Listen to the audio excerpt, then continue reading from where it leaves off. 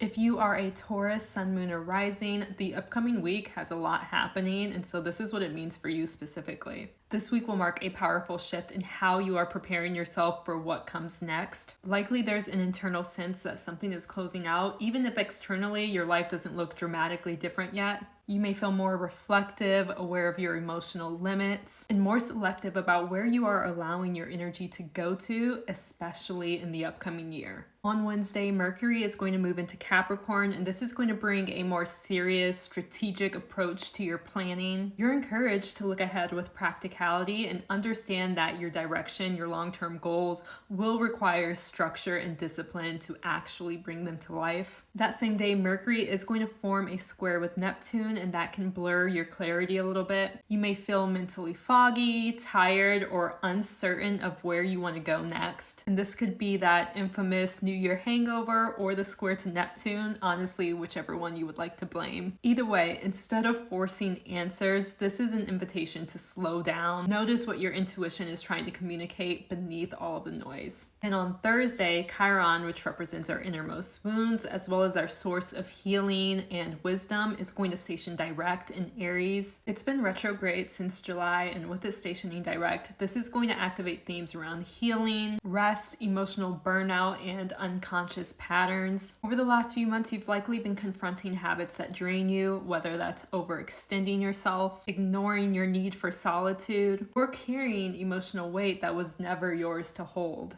As Chiron moves direct, you are not meant to push past exhaustion anymore. This is actually closing out an 8-year-long cycle, which I will make a separate video for. But for now, understand that healing comes from honoring your boundaries, releasing guilt around rest, and trusting that stepping back is sometimes the bravest move. Finally, the emotional peak of the week will be happening on Friday, where we have a Cancer full moon. Honestly, this is a beautiful full moon, and it can be looked at as a celebratory ending. Feel a heightened sensitivity around what your nervous system needs to feel emotionally supported. There's a lot happening with this full moon, and although full moons typically are symbolic of endings, you shouldn't be afraid of this one. I'll make a separate video that goes in depth on what this actually means for you, as well as releasing workbooks so that you can work with and harness this energy. Overall, this week is asking you to soften and get in touch with yourself without losing your direction. You're being guided to clear emotional space, quiet your mind, and release internal expectations that no longer serve you. The more you listen to what your body and your intuition is asking of you, the more grounded and steady you will feel stepping into the new year.